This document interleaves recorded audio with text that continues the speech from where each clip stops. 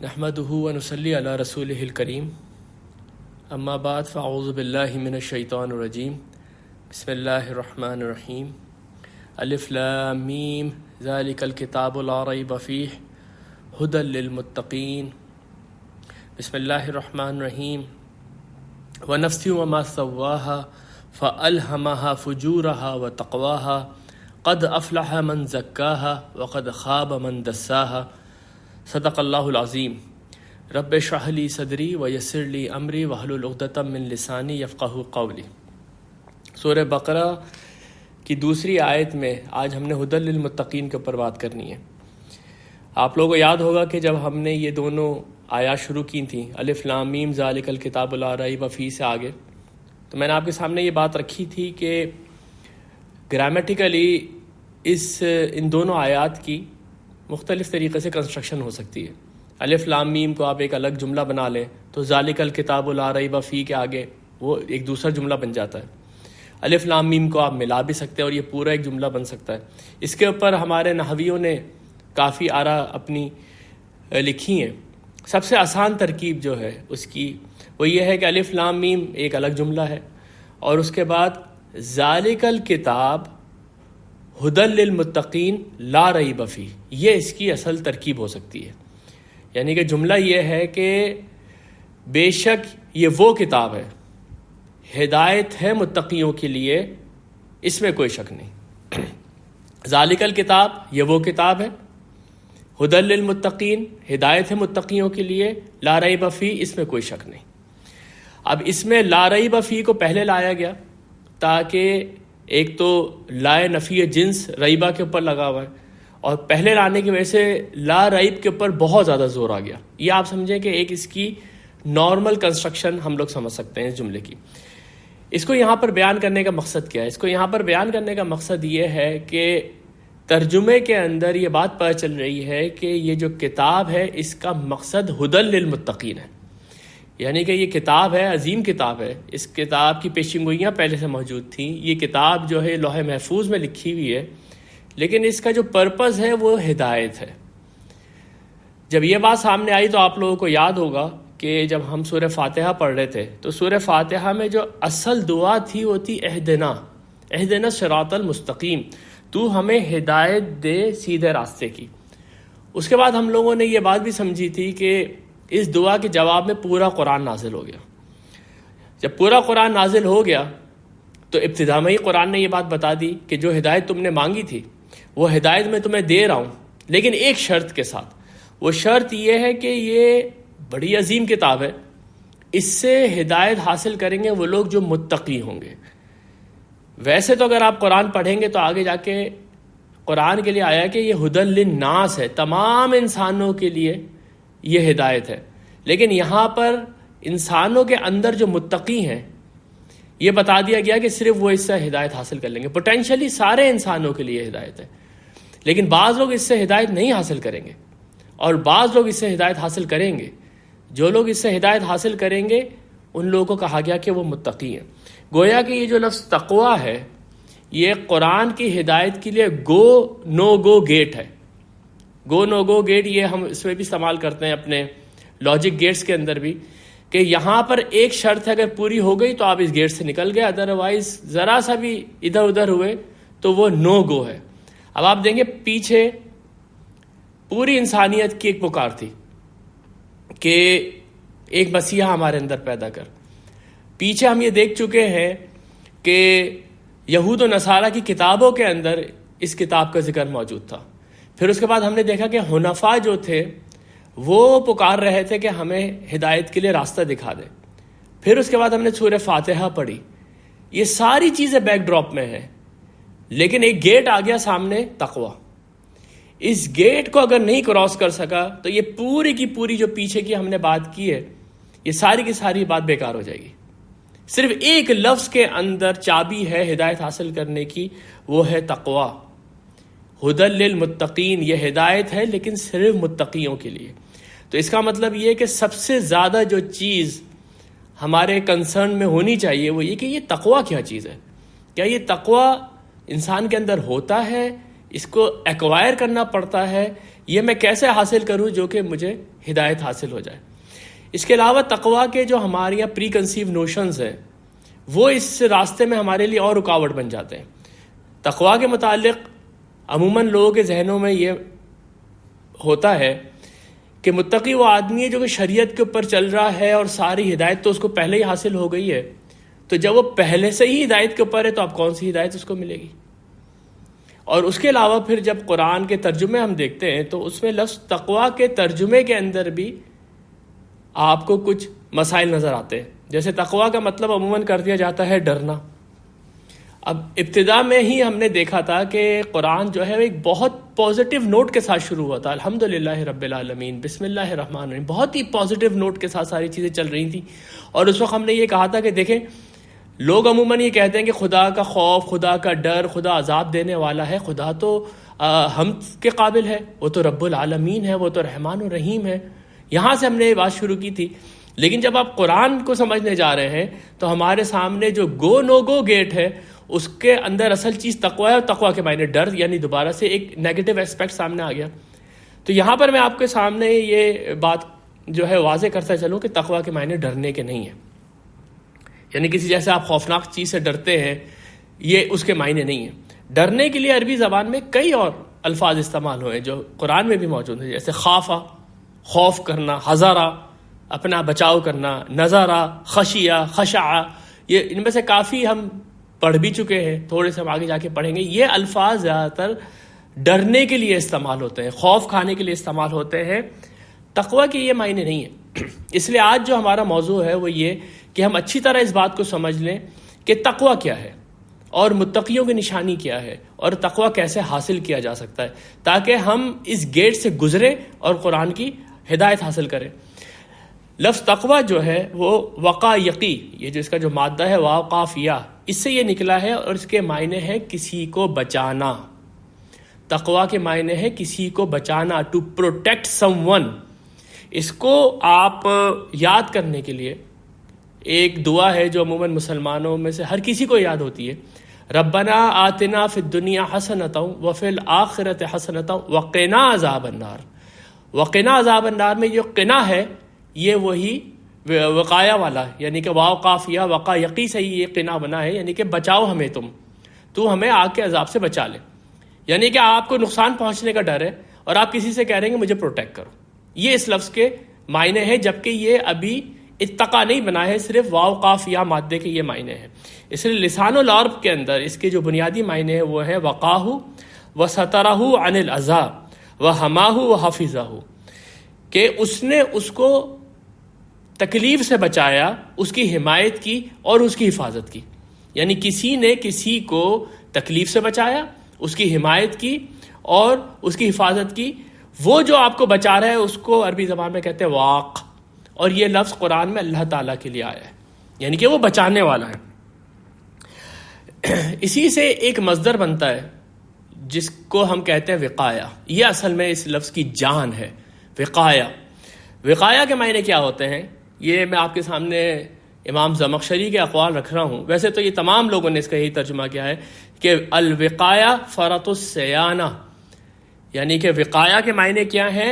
Excessive in preserving and guarding. آپ اپنے آپ کو بچانے کے لیے، اپنے آپ کو پروٹیکٹ کرنے کے لیے کہ آپ کو کوئی ہارم نہ ہو جائے، اس کے لیے آپ بہت زیادہ محنت کر رہے ہیں، آپ بہت زیادہ پریکاشنز لے رہے ہیں.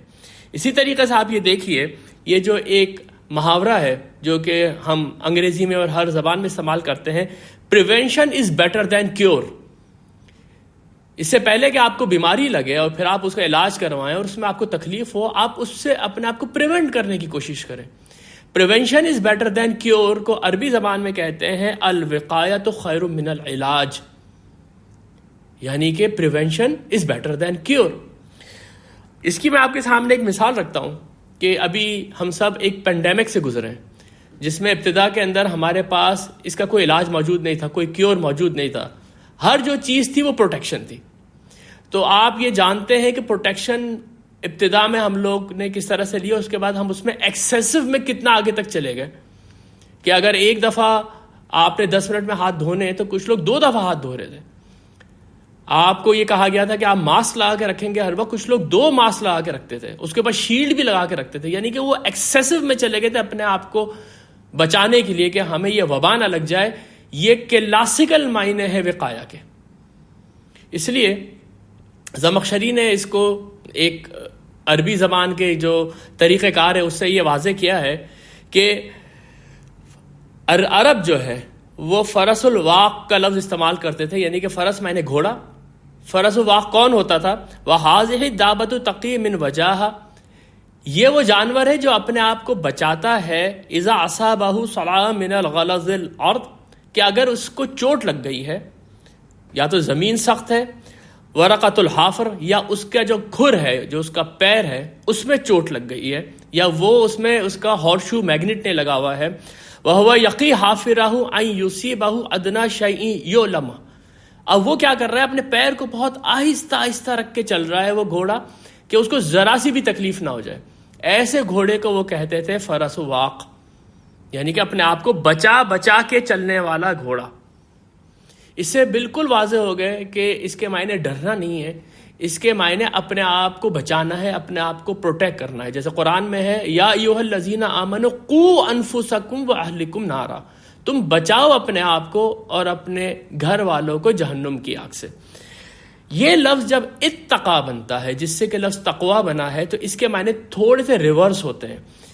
اس کے معنی یہ تھے کہ کسی کو بچانا, اتقا کے معنی ہے اپنے آپ کو بچانا, تم اپنے آپ کو خود بچاؤ, یہ اس لفظ کے معنی ہیں. امام راغب اصفہانی اس کا اس طرح سے ترجمہ کرتے ہیں کہ اذا جعلہ وقایۃ لنفسہ, کہ اس نے اس کو بنایا اپنے آپ کو بچانے کے لیے, میں اپنے آپ کو بچانے کے لیے پروٹیکشنز خود لوں. یہ لفظ تقوی کے معنی ہے, یعنی کہ prevent your self, guard your self, اپنے آپ کو خود بچاؤ ایسی چیز سے جو تمہیں تکلیف پہنچا دے. اس لیے آپ یہ دیکھیں کہ یہ لفظ قرآن میں انہی معنوں میں کثرت سے استعمال ہوا ہے. فاتقوا النار التي وقودها الناس والحجارہ, بچاؤ اپنے آپ کو اس آگ سے جس کا ایندھن ہوں گے انسان اور پتھر. واتقوا یوما لا تجزی نفس عن نفس شیئا, اور ڈرو اس دن سے, بچاؤ اپنے آپ کو اس دن سے جس دن کوئی نفس کسی نفس کے کام نہیں آئے گا. واتقوا النار التي اعدت للکافرین, بچاؤ اپنے آپ کو اس آگ سے جو تیار کی گئی ہے کافروں کے لیے. یہ قرآن کی ایک بہت اہم اصطلاح ہے, اور جیسے کہ ہم یہاں پر شروع میں یہ بات ڈسکس بھی کر چکے ہیں کہ قرآن کی ہدایت کے لیے گو نو گو گیٹ ہے. تو اس اصطلاح کی اہمیت اس وقت اور زیادہ بڑھ جاتی ہے جب اس کے آگے اللہ جو ہے وہ لگا ہوا ہوتا ہے, یعنی کہ اتقوا اللہ. تو اس کے معنی یہ تو نہیں ہو سکتے کہ تم اپنے آپ کو اللہ سے بچاؤ.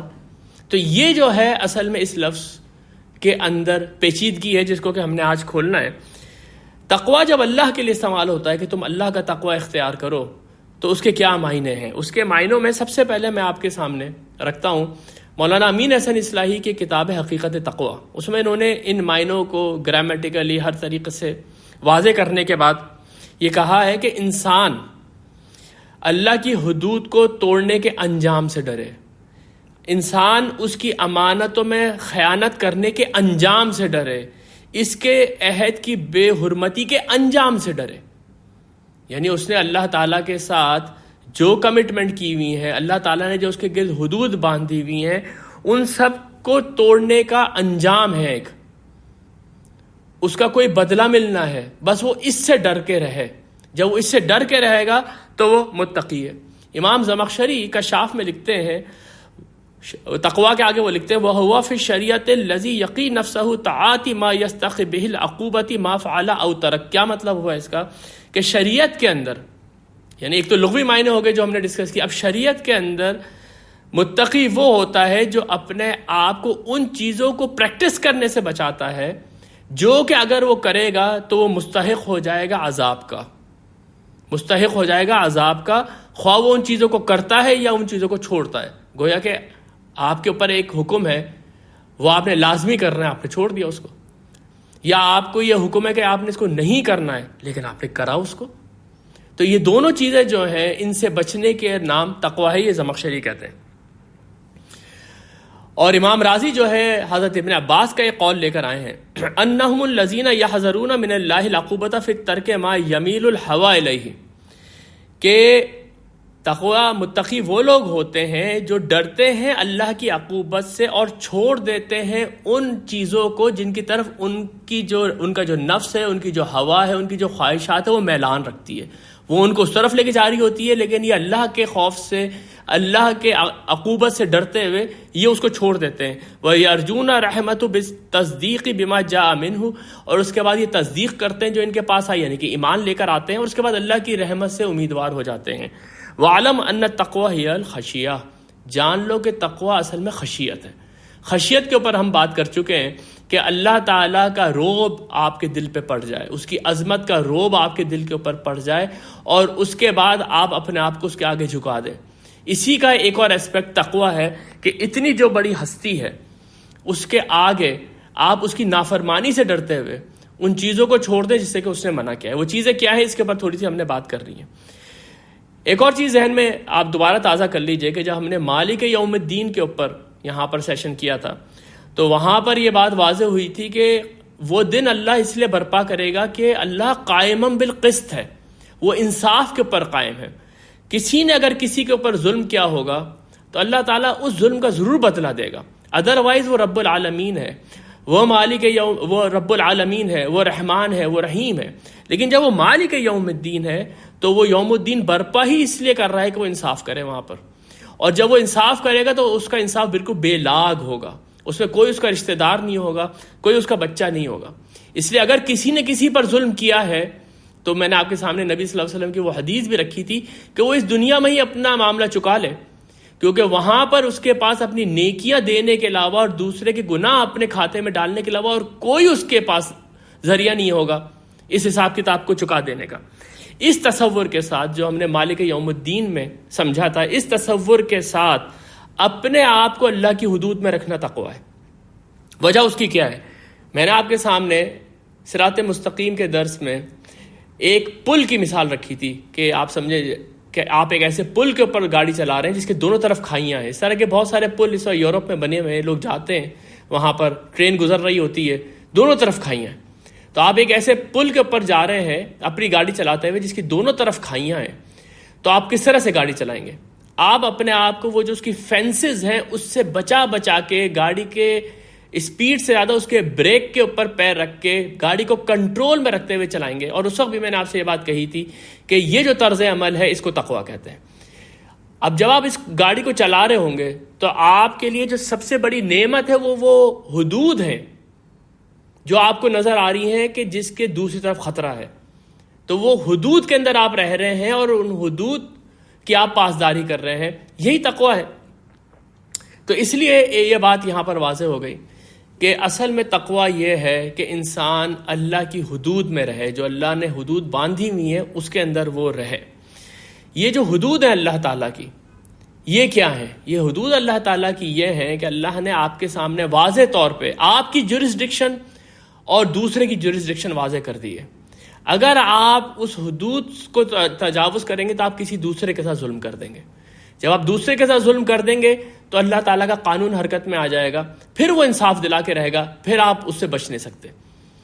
اس لیے اللہ کی حدود کو واضح کر دینا اصل ہدایت ہے۔ یہ جو ہم نے یہاں پر دعا مانگی تھی نا، اہدنا الصراط المستقیم، تو اس کے اندر آپ دیکھیں جو اصل ہدایت اللہ نے دی وہ یہ کہ اللہ نے ہمارے سامنے اپنی شریعت کی حدود واضح کر دی اور کہا کہ اب ان حدود کو پامال کرنے سے ڈرو، یہ تقویٰ ہے۔ دیکھیں قرآن کے اندر اللہ کی حدود کو اور تقویٰ کو کئی جگہوں پہ ایک ساتھ جو ہے وہ بیان کیا گیا، جیسے قتل کے مقدمے میں قصاص۔ اگر کسی نے دوسرے کو قتل کر دیا تو اب اس کا بدلہ کیا ہے؟ اس آدمی کو بھی قتل کیا جائے، یا پھر وہ جو دوسرے احکامات ہیں وہ ہم سورہ بقرہ میں پڑھیں گے، وہاں دیکھیں آخر میں آیت آتی ہے وَلَكُمْ فِي الْقِصَاصِ حَيَاتٌ يَا أُولِي الْأَلْبَابِ، اس قصاص کے قانون میں تم لوگوں کے لیے زندگی ہے اگر تم لوگ عقل رکھتے ہو، لعلکم تتقون، تاکہ تم لوگ بچ سکو، نہیں تو جنگل کا قانون ہو جائے گا، لوگ ایک دوسرے کو مارتے پھریں گے۔ لیکن اگر گورنمنٹ کے لا سے ایک ڈیٹرنس پیدا ہو جائے گی، لوگ ڈریں گے تو لوگ دوسرے کی جان، مال اور آبرو کے اوپر ہاتھ نہیں ڈالیں گے۔ یہ اللہ کی باندھی ہوئی حدیں جس سے تم خود بچو گے، لعلکم تتقون، تاکہ تم لوگ خود بچ سکو۔ دوسری جگہ پہ فرمایا گیا، یہ سورہ مائدہ ہے، یا ایھا الذین آمنوا لا تحرموا طیبات ما احل اللہ لکم ولا تعتدوا، تم لوگ اے ایمان والو اپنے اوپر وہ پاکیزہ چیزیں حرام نہیں کرو جو اللہ نے تمہارے اوپر حلال کر دی ہیں، اپنی حد سے تجاوز نہ کرو. ان اللہ لا يحب المعتدین، اللہ تعالی محبت نہیں کرتا ان لوگوں سے جو اپنی حد سے تجاوز کر جائیں، جو اپنی حد سے تجاوز کر جائیں. وَكُلُوا مِمَّا رَزَقَكُمُ اللَّهُ حَلَالًا طَيِّبًا، تو کھاؤ جو حلال اور طیب چیزیں اللہ نے تمہیں دی ہیں. وَاتَّقُوا اللَّهَ الَّذِي أَنْتُمْ بِهِ مُؤْمِنُونَ، اور اللہ کا تقوی اختیار کرو اگر تم لوگ مومن ہو. اس کا بیک گراؤنڈ یہ ہے کہ انہوں نے اپنے بتوں کے نام کے اوپر کچھ چیزیں حرام قرار دیتی تھیں اور وہ ان کو نہیں کھاتے تھے، اور کہتے تھے کیونکہ یہ اس کے پیچھے یہ واقعہ ہو چکا ہے، وہ ہم انشاءاللہ تعالیٰ سورہ انعام وغیرہ میں جا کے پڑھیں گے. اسے اللہ کے حلال کی بھی چیزوں کو حرام کر دیا. ایک اور چیز آپ نوٹ کریں گے قرآن کے اندر کہ جس طریقے سے کسی حرام چیز کو اپنے لیے حلال کر لینا اللہ کی ناراضگی کا سبب بنتا ہے، اس سے کہیں زیادہ اللہ تعالیٰ کی ناراضگی اس وقت سامنے آتی ہے جب کوئی حلال چیز اور آپ اپنے حرام کر رہے ہیں. اللہ تعالیٰ نے آپ کے لیے شہد حلال کیا ہوا ہے، اللہ تعالیٰ نے آپ کے لیے بیویاں حلال کی ہوئی ہیں، آپ اس سے اپنے آپ کو روک رہے ہیں اور اپنے آپ کو زیادہ متقی ثابت کرنے کی کوشش کر رہے ہیں، تو اللہ تعالیٰ کا غصہ بھڑکے گا اوپر. تو یہاں آگے چل کے ہم کچھ احادیث بھی دیکھیں گے جس میں خود نبی صلی اللہ علیہ وسلم نے اس طرح کی مباحات سے جو لوگ پرہیزگاری اختیار کرتے تھے ان کو بھی ٹوکا ہے کہ یہ تقویٰ نہیں ہے، تم یہ چیز غلط کر رہے ہو. یا ایھا النبی اذا طلقتم النساء فطلقوهن لعدتهن واحصوا العدة واتقوا اللہ ربکم. یہ سورہ طلاق کے اندر عدت کا قانون بیان ہوا ہے اور اس کے بعد کہا گیا ہے کہ واتقوا اللہ، یعنی کہ پورے قرآن کے اندر آپ یہ بات محسوس کریں گے کہ جہاں کہیں بھی اللہ تعالیٰ کے ڈوز، اللہ تعالیٰ کے ڈونٹس، اللہ کے حلال، اللہ کے حرام یا اللہ کی شریعت کا بیان آیا ہے، وہاں یا تو یہ لکھا ہوا ہوگا اس کے بعد کہ لعلکم تتقون، تم لوگ جو ہو بچو اس سے، یا یہ لکھا ہوگا وَتِلْكَ حُدُودُ اللَّهِ وَمَن يَتَعَدَّ حُدُودَ اللَّهِ فَقَدْ ظَلَمَ نَفْسَهُ. یہ اللہ کی باندھی ہوئی حدود ہیں، اب جو کوئی ان حدود سے تجاوز کرے گا وہ اپنے پر خود ظلم کرے گا، اپنے پر خود ظلم کرے گا، یعنی کہ تم اللہ کے اوپر کوئی ظلم نہیں کر سکتے، تم اپنے اوپر ظلم کر رہے ہو خود. تِلْكَ حُدُودُ اللَّهِ فَلَا تَقْرَبُوهَا، یہ اللہ کی باندھی ہوئی حدود ہیں. یہ اعتکاف کے قوانین سورہ بقرہ میں آئے تھے، اس کے اینڈ، یعنی کہ میں آپ کے سامنے یہ بات رکھنا چاہ رہا ہوں کہ شریعت کے قوانین بیان ہوں گے، ڈوز اینڈ ڈونٹس بیان ہوں گے، حلال اور حرام بیان ہوں گے. وہ آیت کنکلوڈ ان الفاظ میں ہو رہی ہوگی کہ یہ اللہ کی حدود ہیں، اس کے قریب مت جانا، یہ اللہ کی حدود ہیں، ان سے تجاوز مت کرنا، یہ اللہ کی حدود ہے تمہاری اپنی زندگی کے لیے ہے، شاید کہ تم لوگ بچ سکو. اس سے اللہ کی حدود اور تقویٰ کے معنی اور کھل کے واضح ہو جاتے ہیں کہ اصل جو شے ہے وہ یہ ہے کہ انسان اس بات سے ڈرے کہ وہ اللہ تعالیٰ کی حدود سے تجاوز نہ کر جائے. اس کے اندر آپ دیکھیں کہ جو اصل پھر شریعت کی روح ہے وہ تقویٰ ہے، یعنی انسان اس بات سے ڈرے کہ وہ اپنے حق سے تجاوز کر رہا ہے، نہیں تو شریعت بھی پھر بوجھ بن کے رہ جاتی ہے. ایک آدمی جو ہے اگر وہ اللہ پہ یقین نہیں رکھتا، وہ اللہ کے سامنے جواب دہی دینے سے جو ہے وہ ڈرتا ہے، تو وہ زکوٰۃ دیتے ہوئے بھی بہت منہ بنائے گا، وہ نماز اس کے اوپر بہت بوجھ بن جائے گی، اور وہ یہ ساری کی ساری چیزیں بادل ناخواستہ کر رہا ہوگا. لیکن اگر اس کے دل میں تقویٰ اور اللہ کا ایمان ہے تو وہ ساری کی ساری چیزیں یہ سوچ کے کر رہا ہوگا کہ یہ تو میرے اپنی بینیفٹ کے لیے ہے، اس میں میرا اپنا بچاؤ ہے، اور میں اس کے ذریعے سے بہت ساری ایسی چیزوں سے بچ جاؤں گا جس کی وجہ سے مجھے اللہ تعالیٰ کے سامنے جواب دہی نہ کرنی پڑے. یہاں پر ایک بہت اہم نقطہ میں آپ کے سامنے رکھنا چاہتا ہوں کہ پیچھے میں نے آپ کے سامنے جو ایک آیت پڑھی تھی سورہ بقرہ کی، تِلْكَ حُدُودُ اللَّهِ فَلَا تَقْرَبُوهَا، یہ اللہ کی حدود ہیں، ان کے قریب بھی مت جانا. قریب بھی مت جانے کا مطلب یہ ہے کہ ایسا نہیں ہے کہ آپ جو ہے وہ پل کے اوپر گاڑی جب چلا رہے ہیں تو آپ بالکل فینس کے ساتھ ساتھ چلا رہے ہیں اور یہ دیکھ کے کہ کیا ہے، بس یہ فینس ہے نا، بس ٹھیک ہے، میں اس کے بالکل 1 انچ کے فاصلے سے گاڑی چلا رہا ہوں، باہر کی طرف دیکھ رہا ہوں، کیونکہ آپ جانتے ہیں کہ ذرا سی بھی گاڑی آؤٹ آف کنٹرول ہوئی تو وہ اس فینس سے باہر چلی جائے گی. اس لیے قرآن کا جو انداز ہے وہ یہ ہے کہ حدود جو ہیں یہ باندھی گئی ہیں لیکن ان کے قریب بھی مت جانا، دور رہنا حدود سے. فلا تقربوها. اس لیے آپ یہ دیکھیں گے کہ قرآن میں اور شریعت میں ہمارے کئی ایسے احکامات ہیں جو سد ذریعہ کے احکامات ہیں. سد ذریعہ کا مطلب یہ ہے کہ آپ کو حدود سے دور ہی روک دیا گیا. ایسا نہ ہو کہ آپ آہستہ آہستہ چلتے ہوئے قریب جائیں اور آپ کا ہاتھ حدود کے اوپر پڑ جائے، اس لیے اسے بہت پہلے ہی آپ کو روک دیا گیا سد ذریعہ کی وجہ سے. مثال کیا ہے؟ مثال یہ ہے کہ جو اصل شے ہمارے اوپر حرام کی گئی ہے وہ تو نشہ ہے اور وہ خمر ہے. لیکن عموماً لوگ کہتے ہیں کہ بھائی نشہ ہونے سے پہلے ہی اگر میں شراب پینا چھوڑ دوں تو کیا پھر بھی حرام ہے؟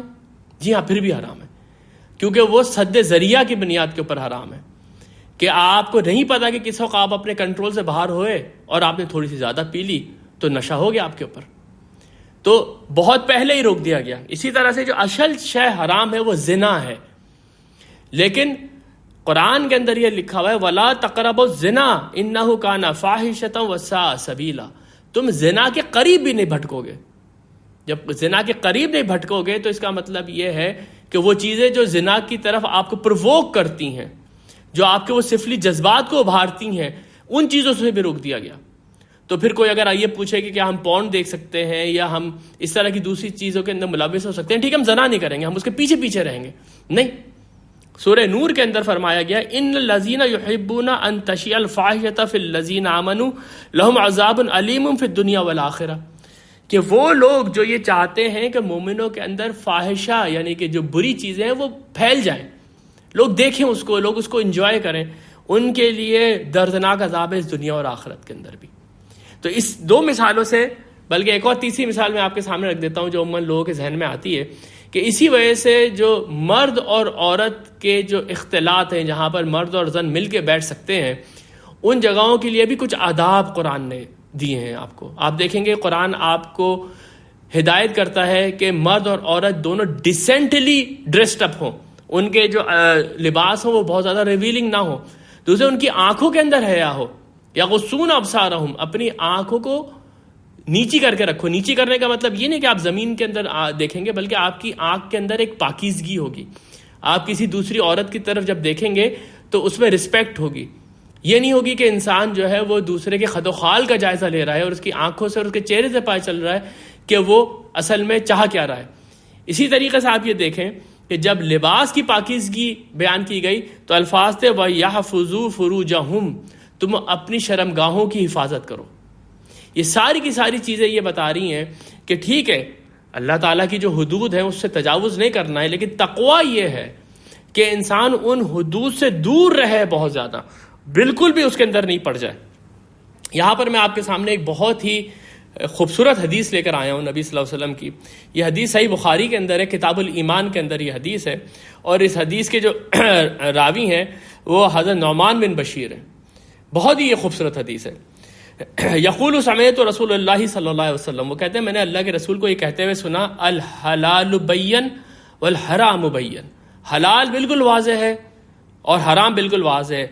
وہ بینہما مشبہات، لیکن ان دونوں کے درمیان میں کچھ چیزیں مشتبہ ہو جاتی ہیں، کچھ گرے ایریاز آ جاتے ہیں. لا یعلمھا کثیر من الناس، بہت سارے لوگ جو ہیں وہ اس کو جانتے نہیں ہیں. فمن اتقی، جو کوئی بھی بچا اس کس سے، المشبہات، کہ وہ مشبہات میں یعنی جو شبہ میں ڈالنے والی چیزیں اس میں پڑ جائے، استبرأ لدینہ وعرضہ، اس نے بچا لیا اپنے دین کو بھی اور اپنی عزت کو بھی. یعنی کہ شراب تو اس وقت حرام ہوگی نا جب مجھے نشہ ہوگا، لیکن اگر میں اس سے پہلے پی لوں تو کیا حلال ہے یا حرام ہے؟ اب یہ ایک ہو سکتا ہے کسی آدمی کے لیے یہ شبہ کا باعث ہو، تو جس نے اس شبہ سے بھی اپنے آپ کو بچا لیا اور اس پہ نہیں پڑا، وہ اپنے دین کو اور اپنی آبرو کو بچا کے لے گیا. ومن وقع فی شبہات، اور جو شبہات میں پڑ گیا، کرائن یرعی حول الحما، بہت ہی خوبصورت یہ تعبیر ہے اس حدیث کے اندر کہ اس کی مثال ایسے چرواہے کی ہے جو بادشاہ کے باغ میں جو باڑ لگی ہوئی ہے اس کے قریب قریب اپنے جانور کو چرا رہا ہے. یوشکو ان یواقعہ، اس بات کی امید ہے کہ جانور اس کے کنٹرول سے باہر ہو جائے اور بادشاہ کی باغ کے اندر گھس جائے. الا وان لکل ملک حما، جان لو ہر بادشاہ کی ایک حد ہوتی ہے.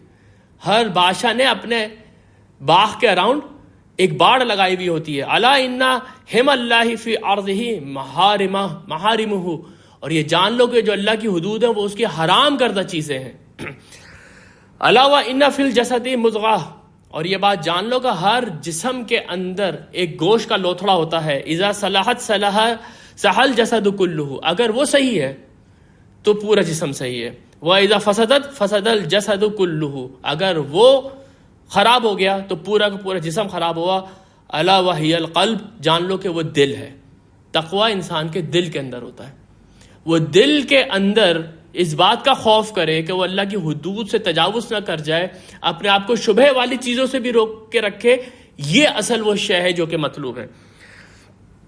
اب آپ دیکھیں اگلا جو موضوع ہے وہ یہ کہ جو ہدایت اور ضلالت ہے اس کا گو نو گو گیٹ جو ہے وہ تقوی ہے، جیسے کہ میں پہلے بھی آپ کے سامنے رکھ چکا ہوں. ادروائز یہی قرآن ہے، یہی کتاب ہے. اس کے لیے قرآن یہ فرماتا ہے یضل بہ کثیرا و یہدی بہ کثیرا. قرآن کے اندر بہت ساری مثالیں بیان کی گئیں، قرآن کے اندر بہت سارے باتیں سمجھانے کے لیے کچھ واقعات بیان کیے گئے. تو جو لوگ اس سے ہدایت نہیں حاصل کرتے تھے وہ کہتے تھے یہ کیسی مثال ہے، اس کے اندر مکھی کا ذکر ہے، مکڑی کا ذکر ہے، یہ کوئی آسمانی کتاب ہے، اور یہ کیا ہے، پرانی اساطیر الاولین ہے، پرانی کہانیاں ہیں. اس کے جواب میں اللہ تعالیٰ یہ فرماتا ہے یضل بہ کثیرا و یہدی بہ کثیرا. اسی ایک چیز سے کئی لوگ گمراہ ہو جاتے ہیں اور کئی لوگ اس سے فائدہ اٹھا لیتے ہیں. جو لوگ فائدہ اٹھاتے ہیں وہ لوگ ہیں جو متقی ہیں، جن کے دل میں تقوی موجود ہے. وہ کیا کریں گے؟ ان کے لیے سورہ محمد کے اندر الفاظ ہیں والذین اہتدوا زادہم ہدی وآتاہم تقواہم. وہ لوگ جو کہ ہدایت پر آئے، ہم نے ان کی ہدایت بھی بڑھا دی اور ان کو ان کے حصے کا تقوی دیا. یعنی تقوی کوئی ایسی شے ہے جو بڑھتی ہے اور کم ہو جاتی ہے. جیسے جیسے آپ اللہ کے راستے پہ چلتے رہیں گے اللہ تعالیٰ ہدایت بھی آپ کی بڑھاتا رہے گا، اللہ تعالیٰ تقوی بھی آپ کا بڑھاتا رہے گا. اور یہ وہی چیز ہے جس کو کہ ہم نے سمجھا تھا سورہ فاتحہ کے اندر کہ ایاک نعبد و ایاک نستعین. نستعین کا مطلب ہوتا ہے معاونت کرنا. ایک کام آپ کر رہے ہیں اس میں کوئی آ کے آپ کی مدد کرے، یہ استعانت ہے. تو یہاں پر استعانت کیا ہے کہ آپ نے خود کوشش کی، آپ نے خود جد و جہد کی، تو اللہ تعالیٰ نے ہدایت بھی بڑھا دی اور اللہ تعالیٰ نے آپ کا تقوی بھی بڑھا دیا. یہ سورہ زمر کے اندر ایک بہت ہی خوبصورت مقام ہے. میں یہ پورا مقام تو نہیں لے کر آیا آج کیونکہ وہ کافی لمبی آیات ہے، لیکن اس میں یہ ہے کہ اللہ تعالیٰ یہ فرما رہے ہیں کہ دیکھو اگر تم لوگوں سے ابھی بھی گناہ ہو گئے تو توبہ کر لو. ابھی زندگی ہے، توبہ کر لو اس میں، اور اس کے بعد ان راستوں کی طرف واپس پلٹ کے مت جانا. نہیں تو ہوگا یہ کہ قیامت کے جب تم سامنے آؤ گے تو تمہارا اعمال نامہ سامنے رکھا ہوا ہوگا اور تمہارا جہنم تمہارا انتظار کر رہا ہوگا، اور وہ تمہارے اپنے اعمال کی وجہ سے ہوگا. اللہ تعالیٰ نے تمہارے پر ظلم نہیں کیا ہوگا. تو اس کے پر اللہ تعالیٰ یہ فرماتے ہیں کہ اس وقت تم یہ حسرت کرو گے کاش میں نے آج کے دن کے لیے کچھ کیا ہوا ہوتا. اور اس کے آخری الفاظ یہ ہیں او تقول لو ان اللہ ہدانی لکنت من المتقین، کہ اگر اللہ نے مجھے ہدایت دی تھی تو میں بھی متقیوں میں سے ہوتا. نہیں، ایسا نہیں ہے. اللہ تمہیں ابھی ہدایت دے رہا ہے، اللہ تمہیں ابھی سمجھا رہا ہے. اللہ تعالیٰ تمہیں بتا رہا ہے کہ اگر تم نے اس دنیا کے اندر ظلم کیا تو تمہارا حساب و کتاب اللہ کیا ہوگا، اور اس وقت بالکل بے لاگ حساب ہوگا. اس لیے ابھی تقوی اختیار کرو. اب یہاں پر جو میں ایک بہت امپورٹنٹ چیز آپ کے سامنے لے کر آیا ہوں وہ یہ کہ تقوی کے اپوزٹ کیا چیز ہے. کیونکہ جس طرح سے ہمیں اس بات کا پتہ ہونا چاہیے کہ ہم نے کیا کرنا ہے، ہمیں اس بات کا بھی پتہ ہونا چاہیے کہ ہمیں کیا نہیں کرنا ہے. تقوی کے اپوزٹ عموماً دو اصطلاحات قرآن میں استعمال ہوتی ہیں، ایک فسق اور ایک فجور. میں نے آپ کے سامنے ابھی سورہ شمس کی جو آیات پڑھی تھی، نفسی وما سواہا فالہمہا فجورہا وتقواہا. اللہ تعالیٰ یہ فرماتے ہیں کہ میں نے نفس انسانی کو ایسا خوبصورت بنایا ہے اور میں نے اس کا تقوی اور اس کا فجور اس کے اندر الہام کر دیا ہے. یعنی کہ تقوی انسان کے اندر ان بلٹ ہے، اس کو اس ان بلٹ کوالٹی کو صرف اور صرف پریکٹس کرنا ہے، کہیں باہر سے اس کو لے کر نہیں آنا ہے. لیکن ساتھ میں اس کا فجور بھی موجود ہے، یعنی کہ یہ اس کی اپنی فری ول ہے کہ وہ اپنے آپ کو کنٹرول میں رکھے یا اپنا کنٹرول لوز کر دے. یہ اس کے ہاتھ میں، اپنے آپ کو کنٹرول کرنا بھی اس کے ہاتھ میں ہے جو کہ تقوی ہے، اور لوز کنٹرول کہ ٹھیک ہے میں گاڑی بہت تیز چلاؤں گا، اگر ٹکراتی ہے فینس سے ٹکرا جائے. یہ جو لوز کنٹرول ہے یہ بھی اس کی اپنی مرضی میں. فَأَلْهَمَهَا فُجُورَهَا وَتَقْوَاهَا. جو لوگ یہ اللہ کی جو ہدایت ہے اس سے فائدہ نہیں اٹھائیں گے، اس کے لیے قرآن میں الفاظ ہیں وَمَا يُضِلُّ بِهِ إِلَّا الْفَاسِقِينَ. ہم جو ہیں وہ گمراہ نہیں کرتے لیکن صرف فاسقوں کو. یہاں پر تقوی کے مقابلے میں فاسق آیا ہے، سورہ شمس میں تقوی کے مقابلے میں فاجر آیا ہے. لیکن جو سب سے امپورٹنٹ اصطلاح ہے یہاں پر سمجھنے والی وہ یہ فسق ہے. فسق اور فجور بہت قریب اس کے معنی ہیں. اگر ہم نے فسق کو سمجھ لیا تو ہم فجور کو بھی سمجھ جائیں گے اور تقوی اور ہمارے سامنے کھل کے واضح ہو جائے گا. جس وقت کے کھجور پکڑے ہوتے ہیں تو کھجور بالکل آپ سمجھیں کہ جب وہ ان کی جو فصل ہے وہ توڑنے کے قریب آ جاتی ہے، اس سے پہلے ایک حالت اس میں وہ ذرا گیلا ہوتا ہے پھل، اور وہ ایک قشر اس کے اوپر ایک پروٹیکٹیو لیئر ہوتی ہے، وہ اس کے اندر ہوتا ہے. اگر وہ پروٹیکٹیو لیئر پھٹ جائے تو پھل خراب ہو جاتا ہے. اس کو عربی زبان میں وہ یہ کہتے ہیں کہ یہ جو رتبہ ہے، یعنی کہ یہ جو کھجور ہے، یہ جب پک جاتا ہے تو اس کو تمر کہتے ہیں یا تمر کہتے ہیں، لیکن اس سے پہلے کی جو کیفیت ہے وہ رتبہ ہے. اب کیا ہوا، اس کے اوپر کی جو جھلی تھی وہ پھٹ گئی، پھل خراب ہو گیا. جب پھل خراب ہو گیا تو عرب کہتے تھے فَفَسَقَتِ الرُّطْبَةُ عَنْ قِشْرِهَا، یہ پھل خراب ہو گیا کیونکہ یہ اپنی حد سے باہر نکل گیا تھا، یہ اپنے شیل سے باہر نکل گیا تھا. یا عرب یہ لفظ استعمال کرتے تھے فَسَقَتِ الرِّكَابُ عَنْ قَصْدِ السَّبِيلِ، اونٹ جو ہے وہ جس راستے پہ آپ اس کو چلانے کی کوشش کریں وہ چل ہی نہیں رہا اس راستے پہ، وہ کبھی ادھر مڑ جاتا ہے کبھی ادھر مڑ جاتا ہے، آپ کے کنٹرول میں ہی نہیں ہے. تو ایسے اونٹ کو بھی فَسَقَتِ الرِّكَاب کہتے تھے. انہی معنوں میں شیطان کے لیے قرآن میں الفاظ ہیں کہ کان من الجن ففسق عن امر ربی، وہ جنات میں سے تھا اس لیے اپنے رب کی اطاعت میں سے نکل گیا. تو یہاں پر آپ دیکھیں کہ اس لفظ کے معنی کیا ہوئے. اس لفظ کے معنی یہ ہے حدود سے تجاوز کرنے والا، ٹرانسگریسر یا سنفل یا وکڈ یا امورل. یہ جو چیزیں ہیں یہ بالکل تقوی کے اپوزٹ ہے. اس لیے جو لسان العرب ہے اس میں فسق کی ڈیفینیشن اس طرح سے ہے العصیان و ترک الامر اللہ عز وجل و خروج من طریق الحق، بغاوت کرنا اور اللہ کے حکم کو ترک کر دینا اور جو صحیح راستہ ہے اس سے نکل جانا باہر، صحیح راستے میں سے باہر نکل جانا.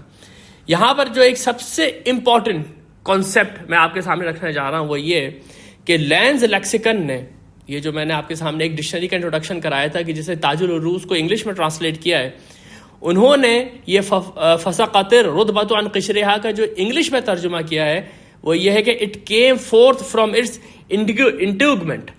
یہ انٹوگمنٹ کیا چیز ہوتی ہے؟ انٹوگمنٹ ایک ایسی پروٹیکٹیو لیئر ہوتی ہے جو بعض اوقات جانوروں کے اوپر یا بعض اوقات آپ کے آرگنز کے اوپر اس لیے چڑھی ہوئی ہوتی ہے کہ باہر کے جو مضر اثرات ہیں وہ اس کو خراب نہ کر دیں. آپ کے جو اسکن ہے وہ اس میں شامل ہے، اور جو انڈا ہے جس کے اندر سے مرغی کا بچہ نکلتا ہے، اگر وہ پروٹیکٹیو لیئر اوپر کی ٹوٹ جائے تو وہ اندر پھر وہ بچہ ڈیولپ نہیں ہو پاتا. اس کا مطلب یہ ہے کہ اللہ تعالیٰ نے یہ جو حدود ہمارے گرد باندھی ہوئی ہیں یہ ہماری اپنی پروٹیکشن کے لیے، تاکہ اس کے اندر ہم گرو کریں، اس کے اندر ہم نشو نما پائیں، ہم اپنے کردار کو بلند کرتے چلے جائیں. اور جب آپ اس سے کو ٹرانسگریس کرتے ہیں، آپ اس کو بائی پاس کرتے ہیں تو اصل میں انڈر ڈیولپ رہ گئے ہم اپنی صلاحیتوں کو بروکار ہی نہیں لے کر آ سکے. اس لیے یہاں پر یہ بات بالکل واضح ہو جاتی ہے کہ یہ جو اللہ تعالیٰ کی حدود ہیں یہ اس لیے نہیں ہے کہ وہ آپ کو کسی چیز سے روکنا چاہ رہا ہے، بلکہ وہ اس لیے کہ وہ آپ کو ڈیولپ کرنا چاہ رہا ہے، وہ اس لیے کہ وہ آپ کو بچانا چاہ رہا ہے. اور اصل ڈیولپڈ ہیومن بینگ وہ ہے جو انہی ڈسپلن کے اندر رہتے ہوئے اپنے اندر کی ساری صلاحیتوں کو برائے کار لے کر آ جائے. اور ہم سورہ بقرہ کے 4 رکوع میں جا کے پڑھیں گے کہ اس طرح کے آئیڈیل ہیومن بینگ کو اللہ تعالیٰ نے زمین پہ اپنا خلیفہ کہا ہے، جو کہ بالکل اللہ تعالیٰ کا زمین کے اوپر ایک عکس ہے. جو خدا کی رحمت ہے وہ اس کے اندر ہے، جو خدا کی عدالت ہے وہ اس کے اندر ہے. انشاءاللہ تعالیٰ ہمارے سورہ بقرہ کا 4 رکوع کا موضوع ہوگا. فجرہ کے معنی جو کہ میں نے آپ کے سامنے سورہ شمس سے رکھا تھا، فجر کے معنی تو پھاڑ دینا ہے. فجر کا وقت آپ جانتے ہیں کہ اس وقت سورج جو ہے وہ رات کو پھاڑ کے نکلتا ہے، یعنی کہ وہ جو پروٹیکٹیو لیئر تھی اس نے اس کو پھاڑ کے رکھ دیا، اس نے اس کی کوئی کیئر ہی نہیں کی.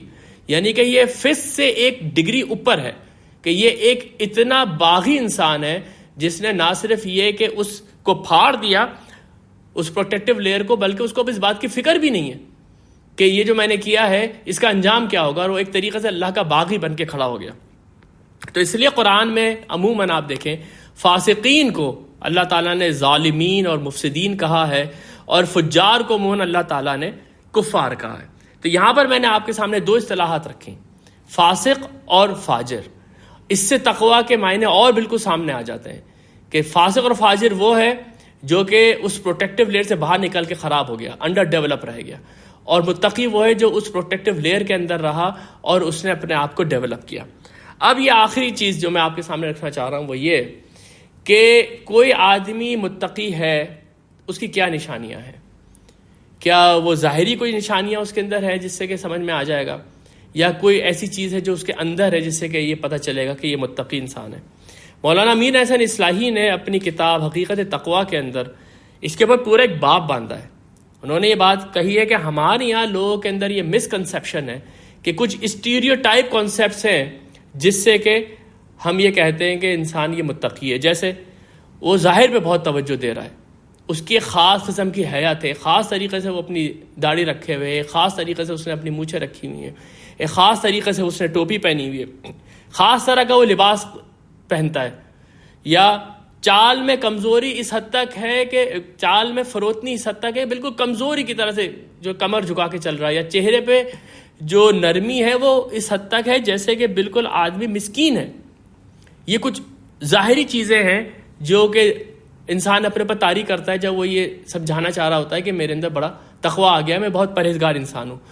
پرہیزگاری کے لیے ایک اور چیز جو ہمارے یہاں ایک مسکنسیپشن ہے وہ یہ کہ انسان جو ہے وہ محرمات کے ساتھ ساتھ مباحات کو بھی چھوڑ دیتا ہے۔ وہ کہتا ہے کہ کم سونا چاہیے، کم کھانا چاہیے، کم بولنا چاہیے، بالکل تھوڑا سا انسان جو مسٹیسزم کی طرف جو کانسیپٹس ہیں ہمارے کہ جسم کی جو خواہشات ہیں ان کو بالکل ہی ترک کر دینا ہے تو انسان متقی ہوگا، یہ ساری کی ساری چیزیں قرآن اور حدیث کی روشنی میں تقویٰ نہیں ہے۔ تقویٰ قرآن اور سنت کی روشنی میں بالکل ہی ایک مختلف چیز ہے۔ سب سے پہلے میں آپ کے سامنے یہ موضوع امام زمخشری نے بھی اٹھایا، آپ کو اندازہ ہو گیا ہوگا کہ یہ کتنا امپورٹنٹ ہے کہ ہر کسی نے اس کو ڈسکس کیا ہے جب بھی تقوی کی بات ہوئی ہے۔ وہ یہ کہتے ہیں کہ یطلق علی الرجل اسم المومن للظاہر الحال، ایک آدمی ظاہری طور پہ جو اس طرح کا اگر اس نے حلیہ بنایا ہوا تو آپ یہ دیکھ کے کہہ سکتے ہیں کہ ہاں یہ مومن ہے، مطلب یہ ایمان لے کر آ گیا ہے، اس لیے اس نے ایک خاص طرح کی وضع قطع بنائی بھی ہے۔ والمتقی لا یطلق الا عن خبر، لیکن آپ کسی کو متقی نہیں کہہ سکتے جب تک آپ کا اس کے ساتھ ایکسپیرینس نہ ہو جائے، آپ اس کے ساتھ اپنے معاملات نہ کر لیں، پھر آپ دیکھیں کہ وہ اپنی حدود میں رہتا ہے کہ نہیں رہتا۔ نبی صلی اللہ علیہ وسلم کی احادیث سے بھی یہ بات بالکل واضح ہے کہ تقوی کا تعلق انسان کے اندر سے ہے، اس کے ظاہر سے نہیں ہے، اس کے اندر سے۔ ظاہر کا جیسے زمخشری نے کہہ دیا کہ ظاہر میں ایک آدمی اپنے وضع قطع میں آپ کو مسلمان نظر آ جائے گا کہ ہاں یہ مسلمان ہے، یہ اس نے داڑھی رکھی ہوئی ہے، بہت اچھی بات ہے، اس نے خاص طرح کا وضع قطع اختیار کیا ہوا ہے۔ آپ اس کے ساتھ جب تک معاملات نہیں کریں گے اور آپ کو یہ نہیں پتہ چلے گا وہ اندر سے کیسا ہے، آپ نہیں کہہ سکتے یہ متقی ہے کہ نہیں ہے۔ یہ میں نے آپ کے سامنے نبی صلی اللہ علیہ وسلم کی جو حدیث رکھی تھی، اس میں آخر میں انہوں نے کہا تھا نا کہ دیکھو جسم کے اندر ایک گوشت کا ٹکڑا ہے، اگر وہ خراب ہو گیا تو پورا جسم خراب ہو گیا، وہ تمہارا قلب ہے۔ اور یہی آگے چل کے نبی صلی اللہ علیہ وسلم نے واضح کیا ہے کہ اسی قلب کے اندر تقویٰ ہوتا ہے، آپ اندر سے اللہ تعالیٰ سے ڈر رہے ہوتے ہیں۔ اس کے لیے میں آپ کے سامنے ایک حدیث لے کر آیا ہوں، یہ صحیح مسلم کی حدیث ہے، بہت ہی خوبصورت حدیث ہے یہ بھی۔ اس حدیث میں نبی صلی اللہ علیہ وسلم نے فرمایا، حضرت ابو ہریرہ اس کے راوی ہیں، لا تحاسدوا، آپس میں تم لوگ حسد نہیں کرو، ولا تناجشوا، نہ ہی تم لوگ آپس میں ایک دوسرے کو دھوکہ دو، ولا تباغضوا، تم لوگ ایک دوسرے کے لیے بغض نہ رکھو اپنے دل کے اندر، ولا تدابروا، تم لوگ ایک دوسرے کو پیٹ نہ دکھاؤ، ایک دوسرے سے جدا نہ ہو جاؤ، ولا یبع بعضکم علی بیع بعض، اگر ایک تمہارے بھائی نے سودا کر لیا تو دوسرا اس سودے کے اوپر اپنا سودا نہ کرے، وکونوا عباد اللہ اخوانا، المسلم اخو مسلم، اللہ کے بندے بن جاؤ مسلمان، اور مسلمان تو آپس میں بھائی بھائی ہیں، لا یظلمہ ولا یذخلوہ، نہ تو وہ ایک دوسرے پر ظلم کرتے ہیں نہ وہ ایک دوسرے کو دھوکہ دیتے ہیں، ولا یحقروہ، نہ ایک دوسرے کو حقیر جانتے ہیں۔ اب سنیے، التقوی ہا ہنا،